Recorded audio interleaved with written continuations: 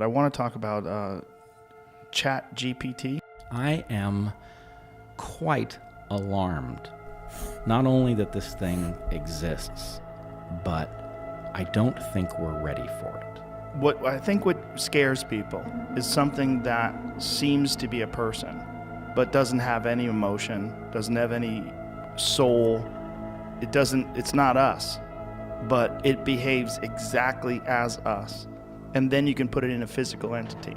It can be awful, but it is often surprisingly good at answering questions you might have about how to do things.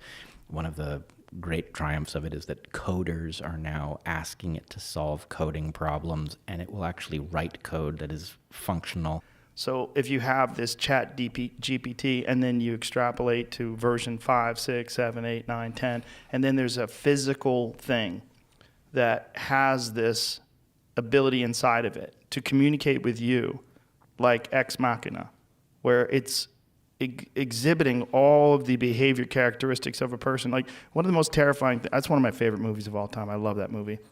One of my favorite movies of all time was when that guy who was brought in to sort of run some tests on these artificial intelligence creations and determine whether or not they pass as human. What is that test called again? The Turing test? Turing test. Yeah. And he is in love with this woman. She's manipulated him to the point where he's aided her in her escape, and then she leaves him in that room with the bulletproof glass, and he's pounding on the glass, and she walks away with not a thought at all about him. It is the ultimate example of the worst case scenario of where this can go, where you have something that behaves exactly like a human being and knows how to play upon your sexual urges, your emotional desires, all of those different things that she plays upon.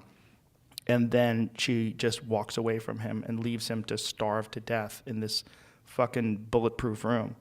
As you said, when you were looking at this, it felt like a person, right? And the point is, something that feels like a person can play on your emotions, right? Can that be used to cause a fail-safe to be removed? Maybe.